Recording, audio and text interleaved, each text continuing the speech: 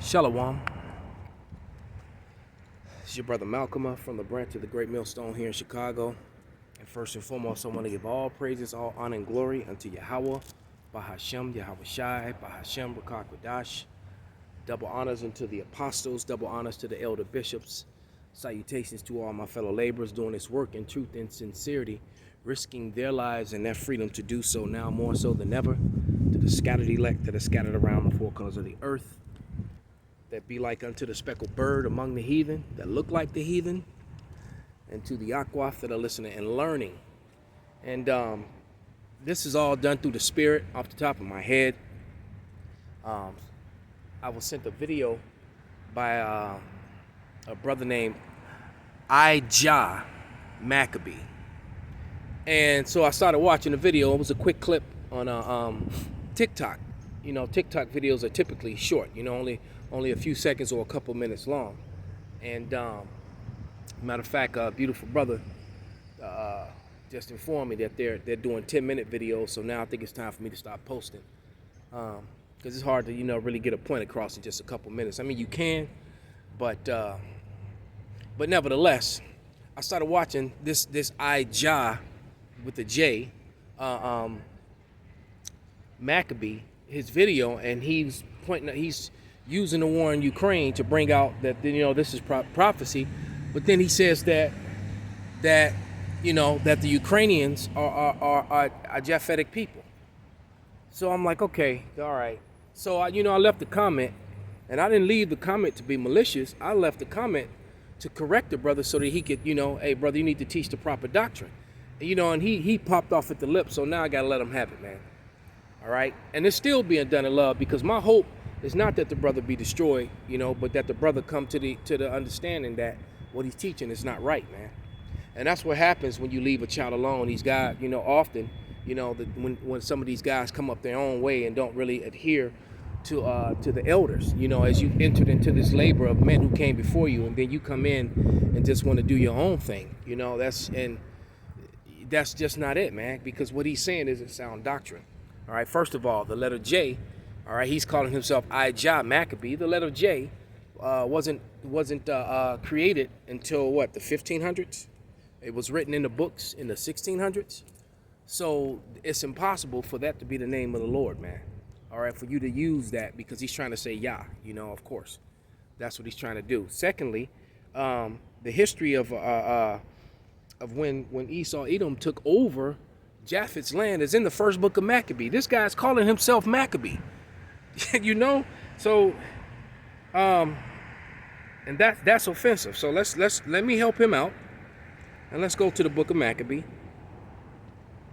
This is first Maccabee, the first chapter. And it reads, "And it happened after that Alexander, son of Philip, the Macedonian, who came out of the land of Chittim, had smitten Darius, the king of the Persian Medes, that reigned first in his stead over Greece."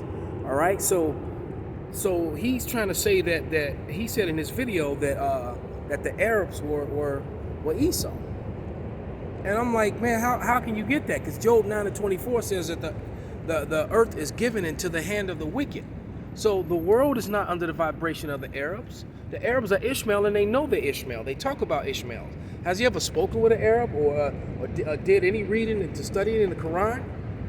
You know, you gotta learn about your enemy, man. All right. As a matter of fact, the East Indians are also referred to as Arabs in some cases, because that's what Arab means, mongrel, mix. And there's typically a mix between Elam and Ishmael, and both Elam and Ishmael know that they're Semitic. All right. So you're wrong. So just saying that alone, you off. The Arabs, the so-called Arabs, are not Edomites, man. All right, at all. So you off with that. But back to this point. But it tells you that Alexander, it said let me go back. It says, who came out of the land of Chittim, had smitten Darius, the king of the Persian Medes, and reigned the first in his stead, the first over Greece. So he was the first in his stock, the first in his race, the first of his people and his lineage to reign over the Grecians, man. All right. Esau, Edom got dominion over Japhet, over the real Grecians. All All right, and then and that's pretty much it. And they did what they always do. They take on the history of the lands that they and the names of the lands they conquered. That's the reason why I got the camera focused on the fountain today. All right, because when you're looking at these those vases, those vases, whatever, potato, that are around that fountain, those are made in the Grecian fashion, in the Roman fashion. Okay, and Arabs never built like that. But guess what? That sort of architecture is all over America, and every place where the so-called white man dwells, he builds like that. So what is this guy talking about, man? All right, you're wrong, man. And it said, and let me finish reading. Back in 1 Maccabees, the first chapter, the second verse, and made many wars and won many strongholds and slew the kings of the earth. So he was going throughout Europe on campaigns, throughout Asia, and he was slaying and conquering and taking over things, man. All right? And it says, and he went through the ends of the earth, which was the old world. All right? Because when you go to Acts, the second chapter, it gives you all the nations that the Israelites were coming back from. Well, guess what? Those are all those nations, for the most part, were defeated and controlled by Alexander. All right? And Alexander the Macedonian, back through his father Philip, can be traced back to the Agagites, and the Agagites can be traced back to Amalek, and Amalek is the grandson of Esau, Edom. All the evidence is right there in the Bible, bro. So you off, man. All right, but it says, and he gathered a mighty strong host and ruled over the countries and nations and kings, who became tributaries unto him. And after these things, he fell sick and perceived that he should die. Because you got to remember, he set up his 4 generals, which was Cassander, Ptolemy, Seleucus, and all. And there's one of them, the Lysimachus. I always forget, the names, but you can go Google it. Go look it up, man. Go pick up a encyclopedia, man. All right, or Google it. It's even easier. I prefer to use books myself, but because lately on Google, they're changing everything. I mean, as if they didn't do it in the encyclopedias. But the older the encyclopedia, the better. Because in the older books, they weren't, they just put information in there. They weren't trying to control everything with this new school narrative. But it says, and he gathered a mighty strong host and ruled over countries and nations and kings, who became tributaries unto him.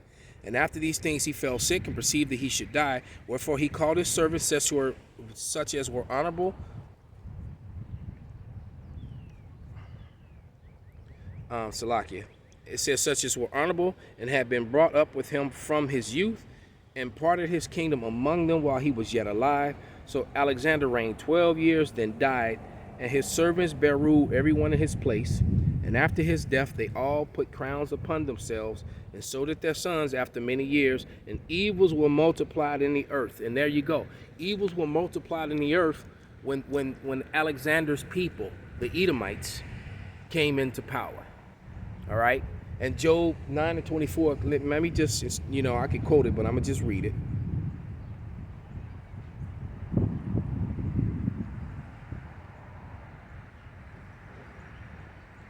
Job 9:24 reads, the earth is given into the hand of the wicked. He covered the faces of the judges thereof. If not, where and who is he? All right? And you got to remember, Esau's blessing was a sword. He was given a great sword. Revelation 6:4 says that he would take peace from the earth. He was given a great sword. And that started with Alexander. That's why, and matter of fact, they rant and rave and say that in school today. When you're learning scholastically in school, they'll tell you that civilization began with the Greeks, as if everybody before them were just stupid heathens that didn't know anything, as if there weren't great kingdoms and buildings and infrastructures of governments and things of that nature before them. And that's a lie. There was. But nevertheless, they tell you that because they weren't talking about Japhet. They were talking about Esau, Edom. Let this truck go by. And so, I on our back and forth on this comment board in this video, I asked him the question: where are the prophecies of where are the prophecies of